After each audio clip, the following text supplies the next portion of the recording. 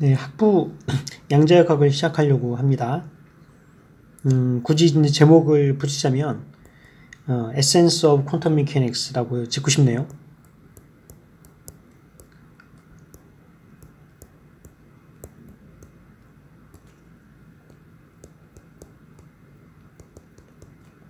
그 양자역학에 대한 이제 자세한 내용들을 쭉 설명하기보다는 그 양자역학의 핵심적인 내용들 이제 그런 거 위주로 설명하려고 합니다.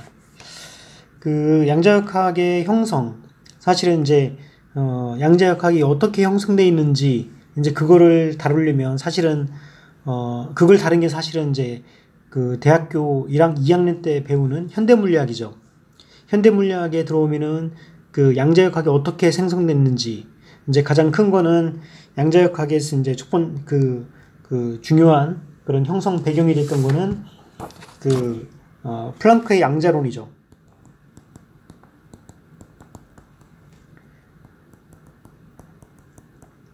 근데 플랑크의 양자론은 그 당시 이제 이때가 이제 1900년도 초인데 1900년도 초에 그 1900년도 초하면 뭐가 생각나죠?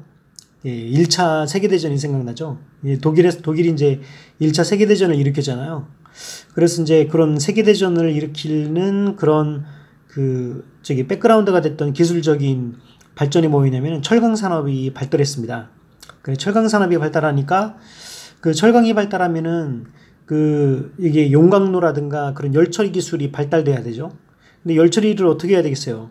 열처리를 하려면은 온도를 정확하게 이제 측정을 해야지 되는데, 예를 들어 가지고 뭐 용광로에다가 뭐 온도계를 꽂거나 뭐 손을 담가 보거나 할 수는 없잖아요. 이제 그러니까 이제 거기에 대해서 이제 그 용광로에서 나오는 그 이제 그런 빛의 분포를 가지고서 온도를 알아낼 수 없을까라는 이제 그런 질문들이 생겼죠. 그래서 이제 그런 거를 하기 위해서 여러 가지 이제 이론들이 나왔습니다. 그래서 여러 가지 이론들이 나왔는데 이론이 잘 설명이 안 되는 거예요.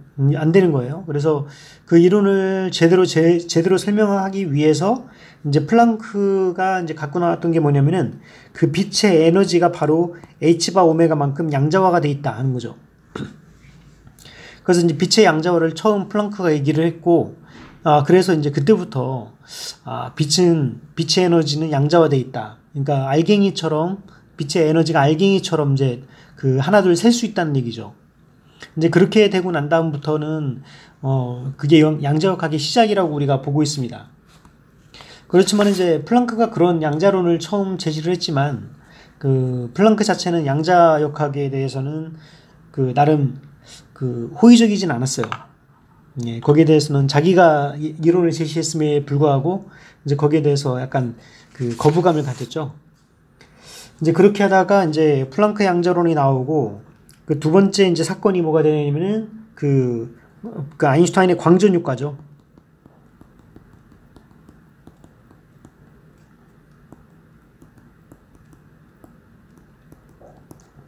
그래서 아인슈타인이 이제 광전 효과를 뭐 그 당시에 이제 광전 효과에 대해서는 많이 관찰돼 가지고 사람들이 이제 알고 있었는데 이 광전 효과가 왜 생기느냐, 이제 광전 효과가 뭔지 이제 그거는 제가 자세하게는 얘기를 안 하겠지만 그 핵심은 그거죠. 어떤 이제 금속이 있는데 이제 금속에다가 이제 빛을 쪼이는 거예요. 이제 빛을 쪼였더니 여기 이제 전자가 튀어나오더라. 근데 전자가 튀어나오는데 이제 전자가 이 빛의 에너지가 있는데 그 빛의 에너지 어떤 특정한 에너지 이하에서는 전자가 안 튀어나오다가 어떤 특정한 에너지가 그 이상이 돼야만 전자가 튀어나온다는 거죠.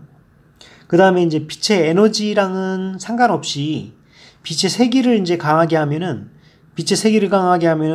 이 전자의 수가 많아지고 빛의 에너지를 강하게 하면은 튀어나오는 전자의 에너지가 강해지더라 하는 거를 이제 그게 바로 이제 광전 효과인데, 그 광전 효과에서도 지금 이제 H바 오메가라고 하는 플랑크의 양자론을 도입하게 된다는 겁니다. 그래서 플랑크의 양자론을 도입을 해서 이 광전 효과를 설명을 하죠.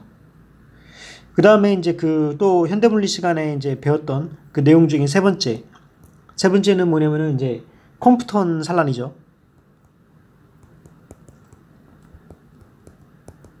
이제 컴퓨턴 산란인데, 이 컴퓨턴 산란은 어떤 이 전자가 있고요. 이 전자가 있는데, 이 전자에다가 이제 빛을 쏘는 겁니다. 이제 어떤 그 파장이 이제 빛을 쏘는데요. 그 파장이 이 빛을 쏘면은 빛하고 얘네들이 당궁 충돌하듯이 가더라. 이쪽으로 이제 전자가 튀어나가고, 전자가 가고, 전자의 운동량이 있고, 이쪽에 이제 빛의 에너지, 여기 있는데, 에너지도 보존되고, 에너지 보존, 그리고 운동량 보존을 이제 따져보면은, 그 빛이, 입자인 것처럼 행동을 하더라 하는 거죠. 그래서 일종의 그 빛도 당구공 충돌하듯이 전자랑 충돌하더라 하는 거를 이제 컴퓨턴이 발견해서 그걸 이제 컴퓨턴 효과라고 합니다.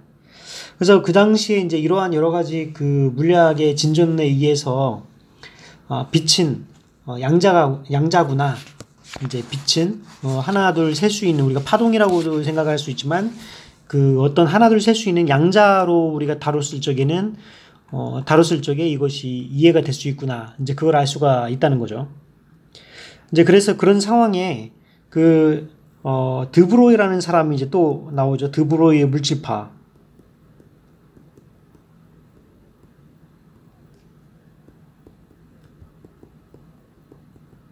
그 드브로이 물질파 이제 개념이 나옵니다. 그 드브로이 물질파 개념은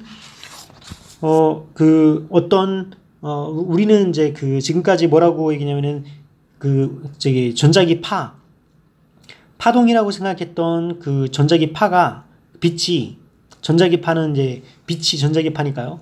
그 파동이라고 생각했던 그 빛이 지금 알고 봤더니 그 입자이더라 하는 것이 이제 그 양자론, 플랑크와 여러 가지 컴퓨턴과 아인슈타인이 발견한 그 빛의 양자론이잖아요. 근데 이제 드브로이는 이 전자도 전자가 입자인 줄 알았더니 전자가 파동이더라 하는 거를 이제 발견한 거죠. 그래서 드브로이 이제 물질파가 나옵니다. 그래서 그 드브로이 물질파를 이제 나중에 그 J.J. 톰슨의 아들 톰슨이 이제 또 발견을 하죠. 그래서 이 드브로이의 물질파를 이용을 해서 이제 이 전자의 운동이라고 하는 게 바로 이제 파장에 해당되는 거니까요. 이거 전자의 운동을 가지고 파장을 이용해서 이제 전자현미경이 나오죠, 이제. 그래서 우리가 보고 있는 이제 그 실험실에서 쓰는 전자현미경은 전자의 파동성을 이용하는 겁니다.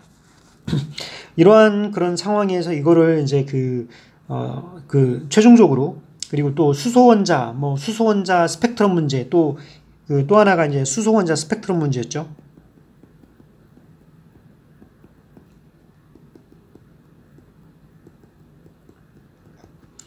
수소원자 스펙트럼 문제가 있었고, 수소원자 스펙트럼 문제를 해결한 사람이 이제 보어죠, 보어. 닐스 보어의 그 원자론이 이제 그 원자 모형이 나옵니다. 사실 이런 얘기를 다 하려면은 이제 현대물리학에서 이제 한 학기나 이제 1년 강의가 되는 거죠. 예, 그래서 이러한 여러 가지 그 보어의 수소원자 모형, 이제 이런 거가 나오고, 이제 그거를 바탕으로 해서 이제 그 존 모펠트 이론이 나옵니다.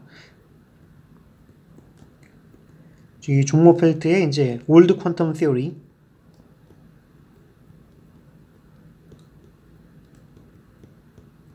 그러니까 올드 퀀텀 티어리는 그 현대적인 우리가 알고 있는 그 양자역학은 아니지만 고전적인 관점에서 이 양자역학을 다룬 그런 올드 퀀텀 티어리를 이제 그 윌슨하고 존 모펠트가 발견을 하면서 이제 어느 정도 양자역학을 이제 아직은 고전역학의 틀이긴 하지만 양자역학의 그 핵심이 되는 그 에너지 양자화를 설명을 하게 됩니다. 그래서 이러한 이런 상황이 되는데요. 그래서 이제 오늘 이제 이 시간에 이제 얘기하려고 하는 거는 이러한 현대 물리학의 그 백그라운드를 여러분들이 충분히 알고 있다고 생각을 하고서 제일 첫 번째 장으로서 이제 슈레딩거 방정식에 대해서 살펴보겠습니다.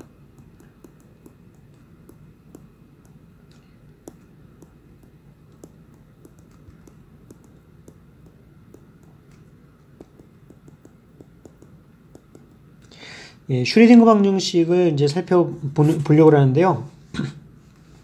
우리가 지금 아까 이제 우리가 얘기했던 그 플랑크의 광량자설, 이 플랑크의 광량자설은 E는 h nu 또는 이제 h 바 오메가, 여기서 h 바라고 하는 거는 그 h, 그러니까 플랑크 상수를 2파이로 나눈 거고요. h를 이제 플랑크 상수라고 하죠. 그래서 이제 이 오메가는 이제 2파이 f니까 2파이 nu니까, 그래서 이제 그 이렇게 에너지가 양자화된다는 거가 바로 이제 플랑크의 광량자설이죠. 플랑크와 아인슈타인의 이제 광량자설인데요. 네, 여기서 그 우리는 이제 고전 파동 방정식에 대해서 한번 생각을 해보겠습니다.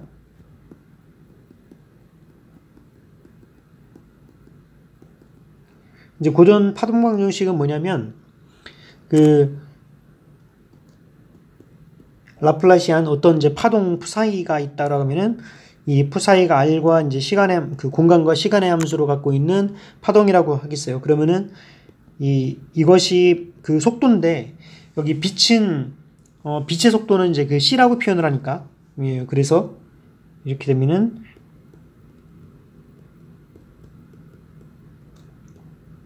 파셜 t 스퀘어 이퀄 투 제로, 이런 식으로 이제 고전 파동 방정식이 나오죠.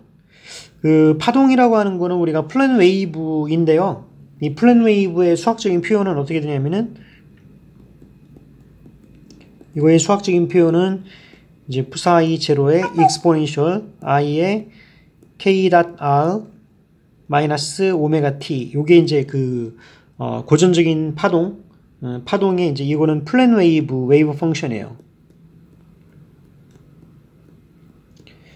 시간과 공간에 대해서 이런 식으로 익스포넨셜 함수, 사인과 코사인의 결합으로 되어 있는 익스포넨셜 함수로 표현이 되게 됩니다. 그래서 지금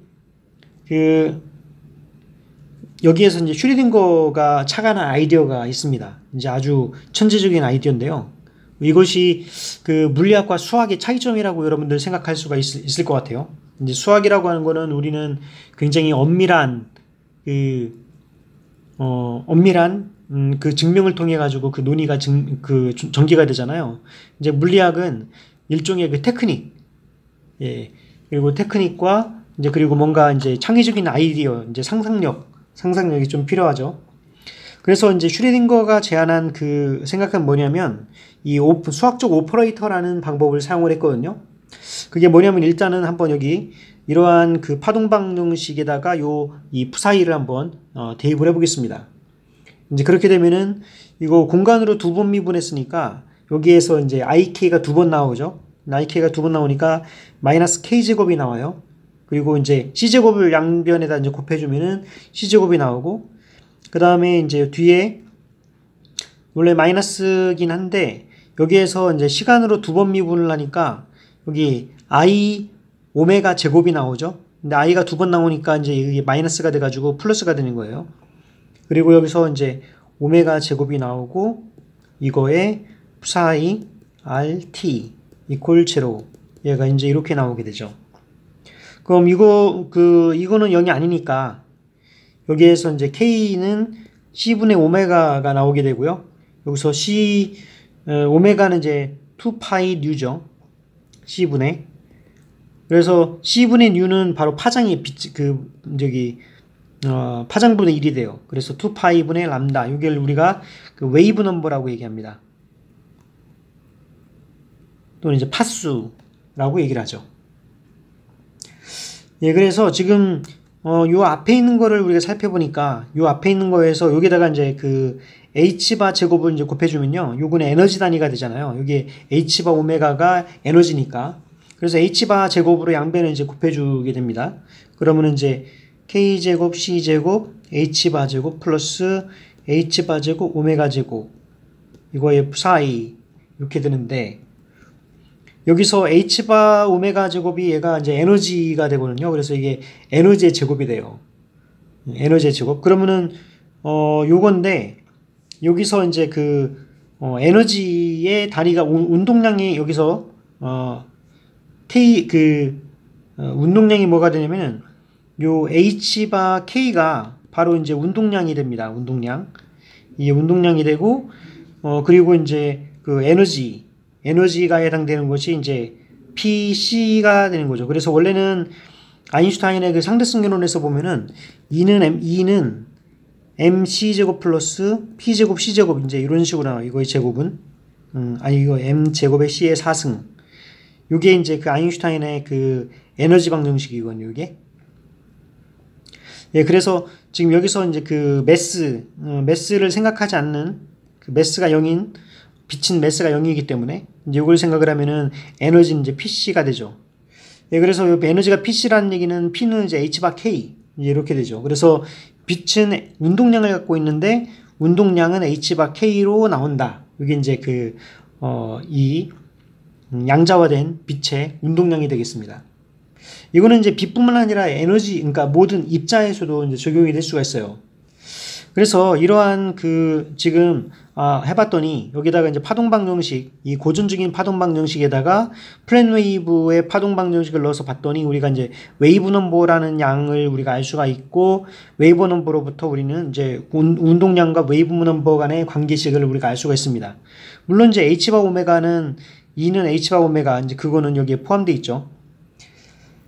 그랬을 적에 이거에 대한 연산자, 지금 슈리딩거가 생각했던 아주 혁신적인 아이디어는 뭐냐면은 연산자 방법이었어요.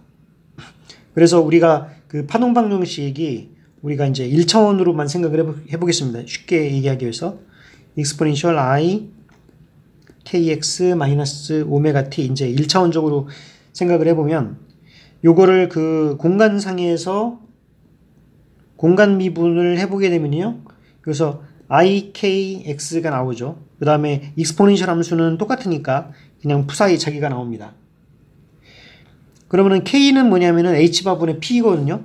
그래서 i의 h바분의 p, 물론 이제 x 컴포넌트 푸사이 이제 이런 모양이 되는데, 그래서 이제 p 푸사이 얘가 뭐가 되냐면은 여기 i로 하겠습니다. x, y, g도 다 포함될 수 있어서 이렇게 되면은 i분의 h바의 파셜 x 푸사이가 되거든요. 그러니까 이거를 보니까 뭐랑 같이 보이냐면은 지금 요 운동량이라고 하는 게 바로 이렇게 이렇게 되는 것처럼 보이게 되는 거죠. 그래서 슈리딩거가 생각했던 창의적인 아이디어, 수학자들은 절대 생각하지 못하는 이런 창의적인 아이디어가 뭐냐면은 이러한 모멘텀 오퍼레이터라는 게 있어가지고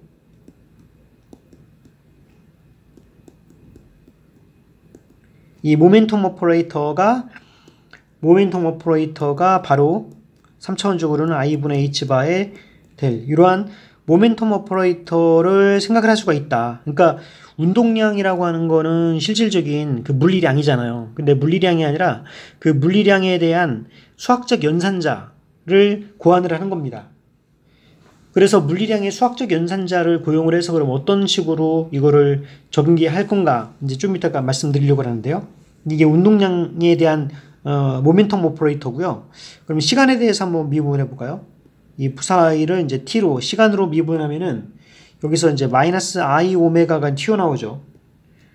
근데 h바 오메가가 이제 에너지니까 마이너스 i에다가 h바분의 2가 되는 거죠. 오메가는. 그래서 이거를 이제 다시 보면 에너지 푸사이는 뭐가 되냐면은 ih바 파셜 t 푸사이 이제 이렇게 돼요.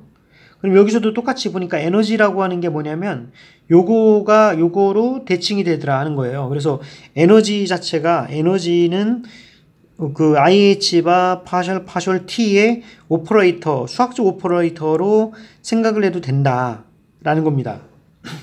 그러니까 운동량이라든가 시간이라는 것이 오퍼레이터, 수학적인 이러한 연산자, 이 에너지 오퍼레이터죠, 이거는. 그래서 모멘텀 오퍼레이터 또는 이제 에너지 오퍼레이터로 이게 치환이 됐어요. 그러면 이제 요거를 가지고서 우리는 해밀토니안이라는 거를 고전역학에서 보면은 해밀토니안을 되게 많이 쓰거든요. 우리가 에너지랑 해밀토니안이 다른 점은 뭐냐면은 에너지는 카이네틱 에너지 플러스 포텐셜 에너지죠. 에너지는 시간의 함수가 아닙니다. 에너지는 항상 위치만의 함수여야 되죠. 그래서 에너지는 이제 위치의 함수예요. 그 위치와 또는 이제 속도의 함수로 나타날 수가 있는데, 그 2분의 1 mv 제곱, 그 카이네틱 에너지는 2분의 1 mv 제곱인데, 이제 이거를 우리가 q 다트 제곱으로 쓸 수가 있습니다. 이제 제너럴라이즈 코디네이트를 쓰면. 예, 그래서 지금 해밀토니안도 마찬가지로 이제 카이네틱 에너지 플러스 포텐셜 에너지긴 한데, 이것은 이제 일반적으로 위치만의 함수뿐만 아니라 시간의 함수인 경우도 생각할 수 있어요. 왜냐면은 시간에 대해서 에너지가 시간의 함수라고 하는 경우는 에너지가 보존이 되지 않는다는 얘기거든요. 에너지가 시간에 따라서 변한다는 거는 에너지가 달라진다는 거잖아요. 그러니까 그 시간에 따라서 달라지는 에너지가 아니라 이거는 해밀토니안은 그 어떤 포텐셜, 시간에 따라서 달라지는 포텐셜이라고 하더라도 정의할 수 있는 양입니다. 에너지보다 좀 더 이제 상위 개념이죠. 이제 그래서 이 고전적인 해밀토니안은 역학 2에서 보면 해밀토니안은 무슨 함수냐면은 해밀턴은 위치와 운동량의 함수예요. 그 위치와 운동량의 함수입니다. 그래서 카이네틱 에너지가 어떻게 되냐면 2m분의 p제곱이 돼요. 그 다음에 v, q, t 이제 이렇게 되죠. 이게 바로 이제 그 실질적인 해밀토니안으로 나오게 됩니다. 그러면은 지금 해밀토니안 자체는 바로 에너지의 단위를 쓰고 있거든요. 그래서 이거는 해밀토니안이라고 하는 거는 수학적 연산자로 바꾸면 IH가 이렇게 되는데, 이렇게 되고, 그 다음에 이 운동량은 I분의 여기 2m분의 1에다가 P는 I분의 H바 될 제곱 플러스 V, 이제 요거잖아요. 그러니까 이거는 IH바 파셜 T는 마이너스 2m분의 H바 제곱 델 제곱 플러스 V로 나온다는 거죠. 지금 여기서는 카이네틱 에너지 플러스 포텐셜 에너지로 주어지는 해밀토니안이 바로 이런 수학적 오퍼레이터로 이제 바뀌었어요. 그럼 여기 수학적 오퍼레이터에서 여기에서 이제 획기적인 제안은 뭐냐면, 여기다가 웨이브 펑션을 우리가 작용을 하면, 여기다 웨이브 펑션 이제 푸사이라는 거를 이제 작용을 하게 되면은 이것이 바로 슈리딩거 방정식이 됩니다.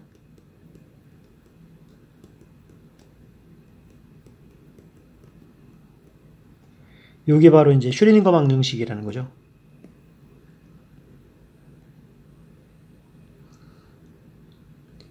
그리고 슈리딩거가 사용한 이러한 방정식의 그 물리적 의미, 여기 이제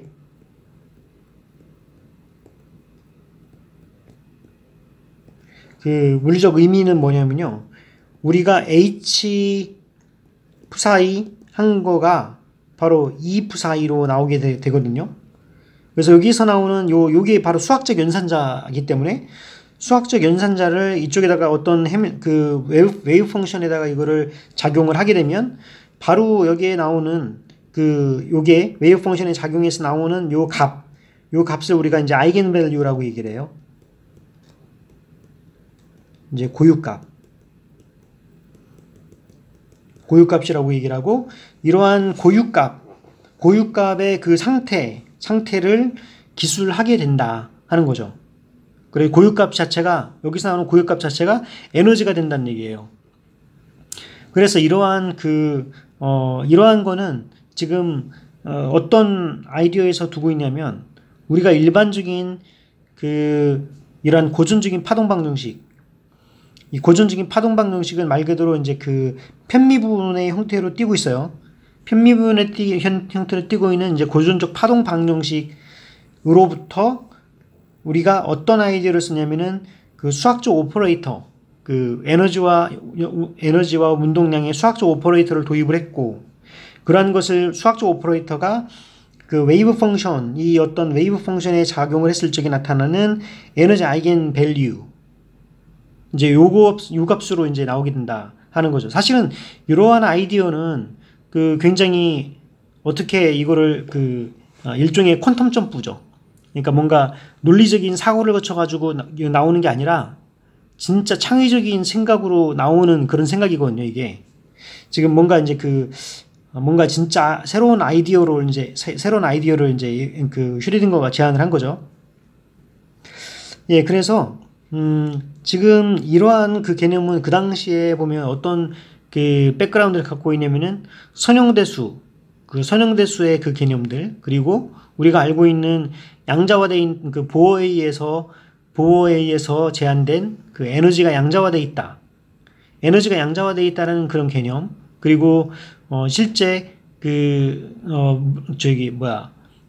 드브로이의 물질파 개념, 이제 그런 여러 가지를 고려를 했을 적에 이제 그것을 어떻게 다뤘냐면은 그 웨이브 펑션에 대한 웨이브 펑션을 일종의 베이시스 벡터로 다룬 거예요. 이 웨이브 펑션 자체를 나중에 보시면 알겠지만은 이게 베이시스 벡터로 표현을 합니다. 그래서 여기 이거를 우리가 이제 캣이라고 이제 얘기를 해요.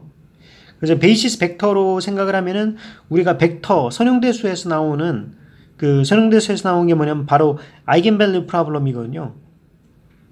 그래서 슈레딩거가 제안한 이러한 방식은 그 미분 방정식에 의한 아이겐밸류를 제안하는 그런 방식이고요. 그 다음에 하이젠버그가 제안한 방식이 있어요. 하이젠버그가 제안한 방식은 매트릭스 방법입니다. 이 해밀토니안